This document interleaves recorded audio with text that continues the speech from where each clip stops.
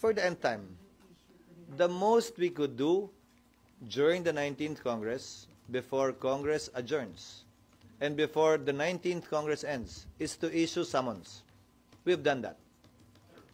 And okay. Itong paghingi namin ng impormasyon, dagdag na trabaho siguro sa prosecution, pero ano naman ngayon, akala ko ba gigil na gigil sila dito? Ito trabaho nila. Pero, paano makakadelay? Wala naman pwedeng mangyari. In fact, mapapabilis pa dahil habang nakareses kami, habang walang trial, habang hindi pa pumapasok ang ika-20 Kongreso, ay magagawa na nila to at mapaghahandaan. Dahil baka mamaya, si Senator Bato ay bahagi pa rin, si Senator Cayetano ay bahagi pa rin ng 20th Congress, kung hindi namin to ginawa ngayon. Paano pag ginawa nila yan pagpasok ng 20th Congress Impeachment Court? Doon pala magsisimula yan? Hindi ba magandang nasimulan na yan ngayon at baka matapos na rin yan ngayon at matuldukan na ngayon? So, asan yung delay? Ulitin ko isa lamang ang pwede naming magawa, mag-issue ng summons. Nagawa namin yun. May dagdag pa nga eh. At saka, isa pa, dapat ngayong araw yung namin gagawin yun, di ba? Di ba dapat ngayong araw namin gagawin yung pag-convene, pag-issue ng summons, ngayong araw namin gagawin, lahat to. Nagawa na nga kahapon eh. May kasabihan tayo, yung bulag minsan mas madali pang makakita kaysa sa nagbubulag-bulagan. At yung bingi mas madali pang makarinig kaysa sa nagbibingi-bingihan.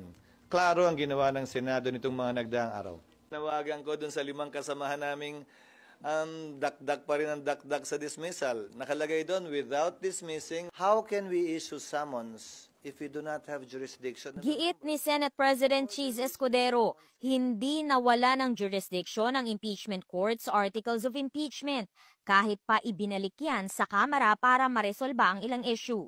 Ito nga raw ang dahilan kung bakit kaninang umaga lang nag-issue na ng summons ang impeachment court para kay Vice President Sara Duterte.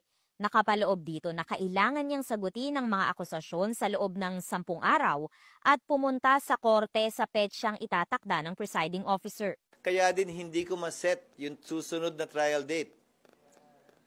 Dahil, una, hindi pwedeng i-bind nga ng 19th Senate, ang 20th Senate, at hindi ko alam kung kailan sila magsasubmit ng compliance. Mananatili ang articles of impeachment sa Kamara hanggat hindi nito napapatunayang hindi labag sa konstitusyon ng reklamo at hanggat makakuha ng commitment mula sa mga kongresista ng 20th Congress na ipagpapatuloy nila ang paglilitis. Hindi kami magkapantay pagdating sa bagay na ito. Korte ang Senado, prosecutor ang Kamara. Wala sa lugar para sa akin ang Kamara na hindi sumunod sa ipinag-uutos ng impeachment court. Ito na ang ikatlong araw na nagsasagawa ng kilos protesta ang iba't ibang grupo dito sa labas ng Senado para iprotesta ang mga delays sa impeachment proceedings. Pinakahuling pagkaantalaan nila ay yung ginawang pagbalik ng articles of impeachment sa Kamara. Pero iginiit na Escudero na walang delay dyan dahil paulit-ulit na raw niyang sinabi noon na hanggang issuance of summons lang ang kayang gawin sa 19th Congress. Gayunpaman, kung tutuusin daw ay napabilis pa ang proseso dahil habang naghihintay na ma-reconvene ang 20th Congress, ay maaari na raw ayusin, maresolba ng mga prosecutors yung mga legal issues. Kahit sagutin sa 21, pwede na ba mag-trial ang Senado? Hindi pa rin. Kasi hintayin pa rin yung sagot ng 20th Congress. So delay talaga yun. Isa si Escudero sa 18 bumoto para ipabalik ang reklamo sa Kamara, habang 5 ang tumutol.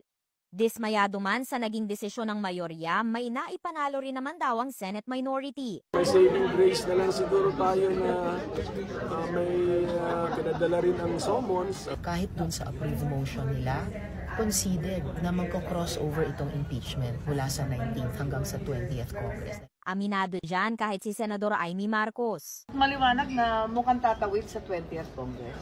So, walang kaligtasan. Be dismissed!